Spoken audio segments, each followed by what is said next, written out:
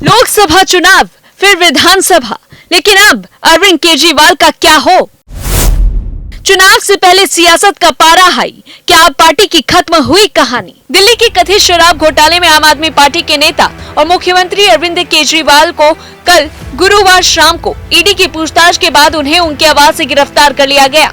तो वहीं केजरीवाल की गिरफ्तारी को लेकर जहां एक तरफ विपक्ष एकजुट होता दिख रहा है और विपक्षी नेताओं ने इस कदम को गलत तथा असंवैधानिक भी करार दिया। तमिलनाडु के मुख्यमंत्री एम.के. स्टालिन का कहना है कि बीजेपी ये सब लोकसभा चुनाव में अपनी हार के डर से कर रही है।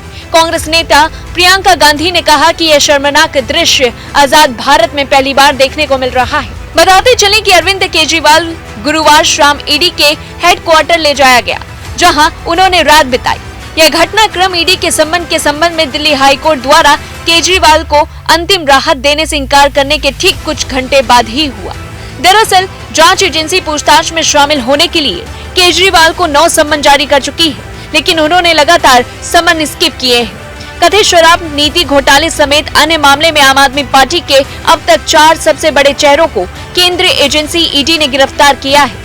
पहले सत्येंद्र जैन, फिर मनीष सिसोदिया, उसके बाद संजय सिंह और अब अरविंद केजरीवाल की गिरफ्तारी के बाद आम आदमी पार्टी के सामने नया नेतृत्व खड़े करने की मुश्किलें भी खड़ी हो गई हैं। आम चुनाव का बिगुल भी बज चुका है। देश की 23 लोकसभा सीटों पर आम आदमी पार्टी भी चुनाव लड़ रही है। अब ऐसे में पार्टी के सामने बड़ा राजनीतिक संकट भी खड़ा हो गया।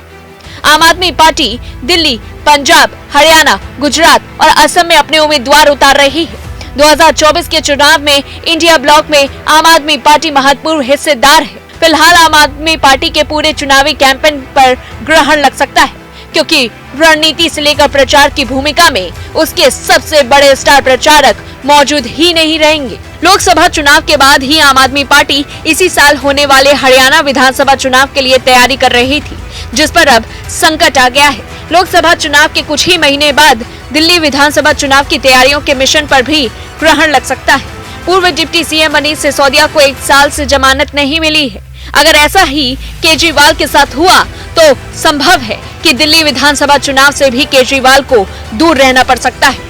आम आदमी पार्टी ने कहा है कि केजरीवाल जेल से ही सरकार चलाएंगे, लेकिन कुछ महीना पहले आम आदमी पार्टी ने एक कैंपेन भी लॉन्च किया था, जिसमें जनता से राय मांगी गई थी। केजरीवाल को जनता का समर्थन मिला था कि अगर गिरफ्तार होते हैं तो जेल से ही सरकार चलाएं। आम आदमी पार्टी का कहना है कि कानूनी रूप से जेल में रहकर भी केजरीवाल सरकार चला सकते हैं। केजरीवाल के पास फिलहाल कोई पोर्टफोलियो नहीं है। ऐसे में अदालत से मंजूरी के बाद वो जेल से कैबिनेट की मीटिंग और दस्तावेजों पर हस्ताक्षर कर पाएंगे। आम आदमी पार्टी का कहना है कि इससे पहले सत्येंद्र जैन भी गिरफ्तारी के बाद कैबिनेट मंत्री बने हुए थे। हालांकि उनका प्रभार दूसरे मंत्रियों को दिया गया था, लेकिन इससे पहले तमिलनाडु के मंत्री सैंथली बालाजी भी गिरफ्तारी के बाद मंत्री बने हुए थे। मुख्यमंत्री अपने मंत्री परिषद के काउंसिल में एक मंत्री होता है, जिसका स्थान प्रथम होता है। हालांकि आम आदमी पार्टी को यह भी संभावना है कि यूनियन टेरिटरी होने के नाते दिल्ली के उपराज्यपाल की सिफारिश पर राष्ट्रपति कहीं अरविंद केजरीवाल को पद से मुक्त न कर दे। ऐसी स्थिति में आम आदमी पार्टी फिलहाल अदालत का दरवाजा खटखटाएगी। अगले कुछ ही महीनों में आम आदमी पार्टी और उसके नेतृत्व को अदालत के चक्कर लगाए देखा भी जा सकता है। बहरहाल आम आदमी पार्टी के राष्ट्रीय विस्तार मिशन पर संकट के बादल मंडरा रहे हैं। अब चिंता है तो लोकसभा चुनाव और विधानसभा चुनाव की, जिसके लिए आम आदमी पार्टी बड़ी तैयारी के साथ खड़ी उतर रही थी मैदान में, लेकिन अब आम आदमी पार्टी का वो चेहरा आखिरकार सलाखों के पीछे। इस पूरी रिपोर्ट को लेकर के आपकी क्या कुछ राय है, हमें कमेंट बॉक्स में जरूर बताएं।